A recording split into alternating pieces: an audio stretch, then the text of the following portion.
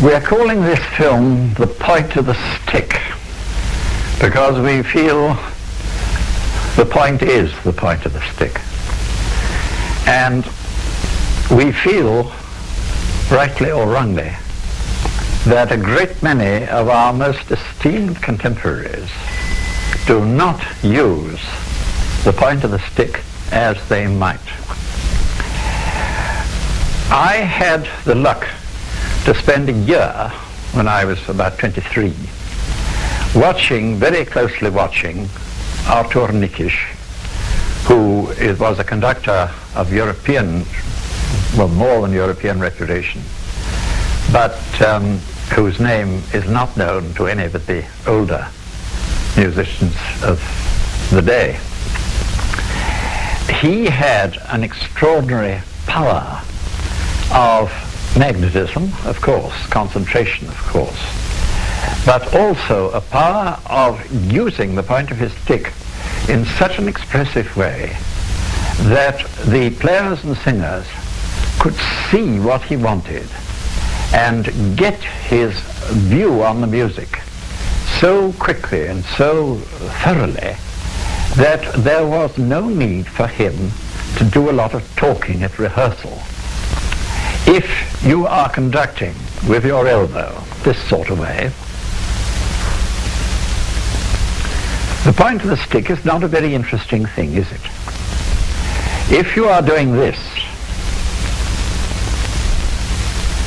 you can show, you see, legato, staccato so clearly and easily. You are also working entirely with your fingers. You see my wrist is practically not moving, my forearm's not moving at all. I would suggest that anybody who wants to get the feel of that should take a stick just easily like that, turn it over. You see I can do almost 180 degrees, almost 2 right angles, simply by pressing with my fingers. Now, to turn that into a useful conducting position, just bring the second finger down and bring the stick into line with the thumb. And there you have a position that will enable you to do the widest circles simply with the fingers without using the wrist at all. It's very important that the player who has to read his music should also see the point of the stick immediately over the top of his music. And it's very, very often you see players with their line of sight crooked. Now it ought to be straight, you see. There's his music. He's looking at the stick immediately over the top of the music. The easiest thing to conduct, I think, is 3 in a bar. And we are starting our program with 3 in a bar. I know that my Redeemer liveth from the Mesaiah, from Handel's Mesaiah. And there it is, 1, 2, 3. 1, 2, 3. Now I propose to show you how we do that.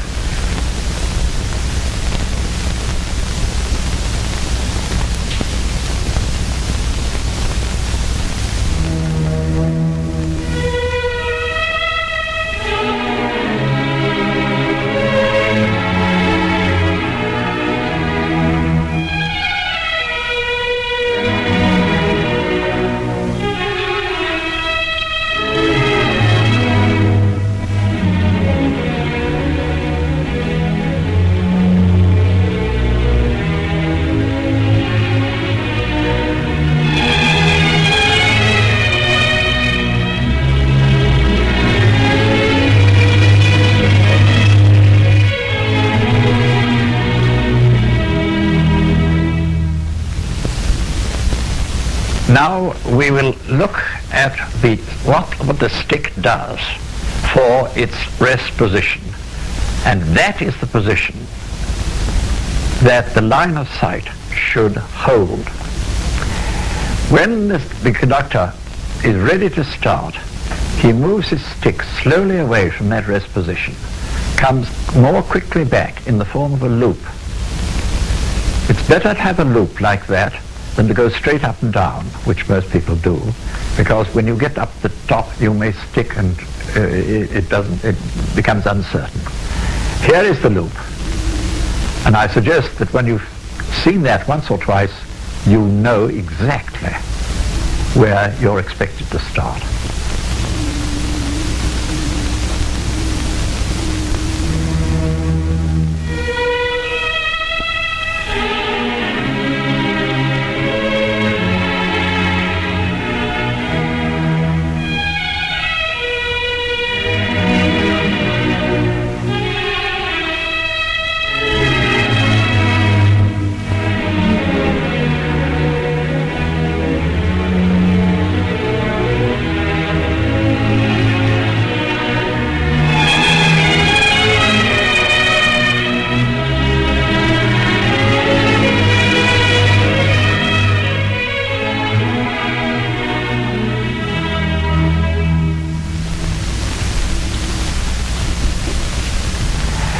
Now we are going on to "He shall feed his flock," also from the Mesaiah, and we shall show you that 12 in a bar or 4 in a bar, both of them.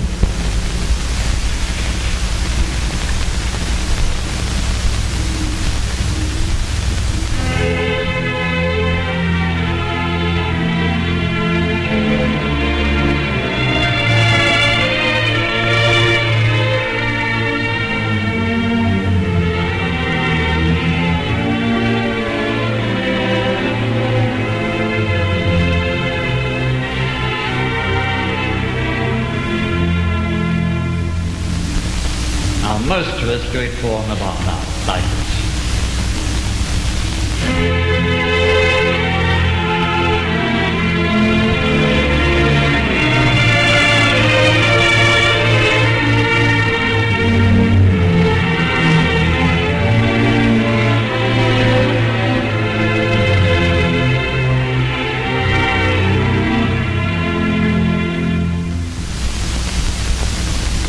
We are going on now to a recitative.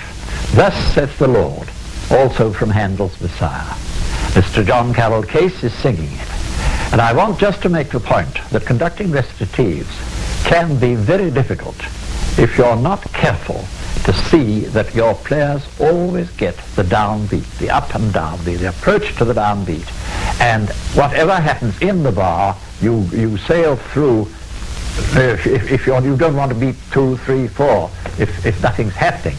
But there are very often 2 or 3 bars on end when nothing happens at all, and you just have to show the up and the down all the way. Here's Mr. Carroll Case to sing "Thus saith the Lord."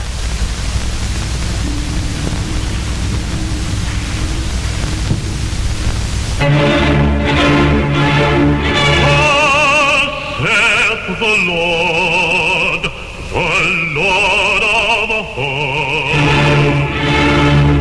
yet once a little while, and I will shake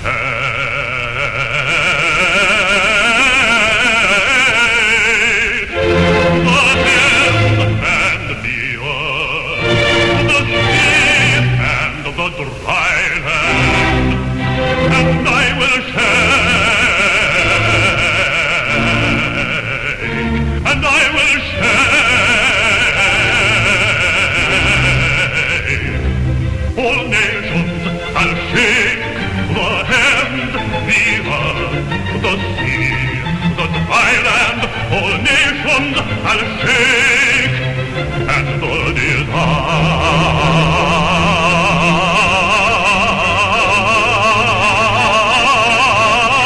of all nations shall come. The Lord whom ye seek shall suddenly come to his temple in the messenger of the covenant whom ye delight in.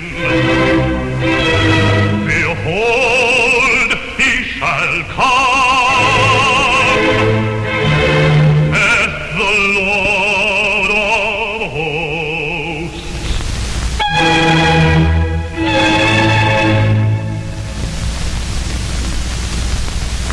Well, now we are coming to a different plan of the orchestra, And I want just to call your attention to the fact that the second violins are on the right, even though they are separated from the first violins by the whole of a large grand pianoforte. I think it's terribly important that we should have a balanced whole of our string section, and that the modern habit of putting the second violins at the back of the first is a great mistake. Miss Moura Lympany is now going to play the slow movement of Mozart's Pianoforte Concerto in C major, and you will see that I am placed between the piano and the orchestra, which is where I can hear the orchestra, hear the balance, and not between the piano and the audience, where I can only hear the solo piano.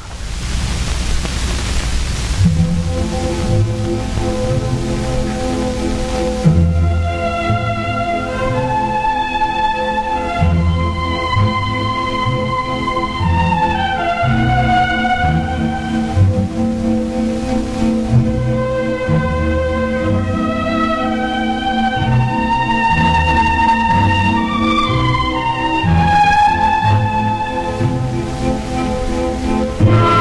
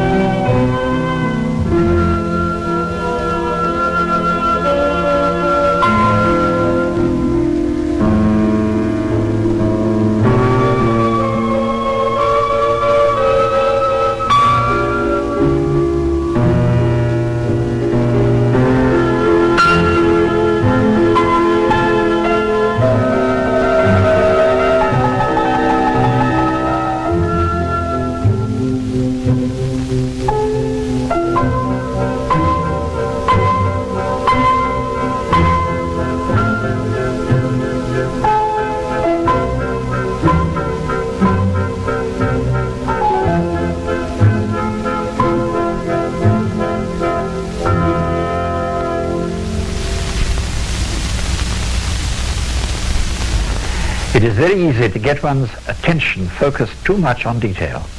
And then you find that you're like the captain of a ship who's running about his engine room with an oil can instead of staying on his bridge, seeing that the ship or the music is taking its course straight from point to point, from the beginning, first bar, to the end. We will now finish the film with the Brahms Academic Overture, and I hope that you will feel that you have seen some of that music come out of the point of the stick.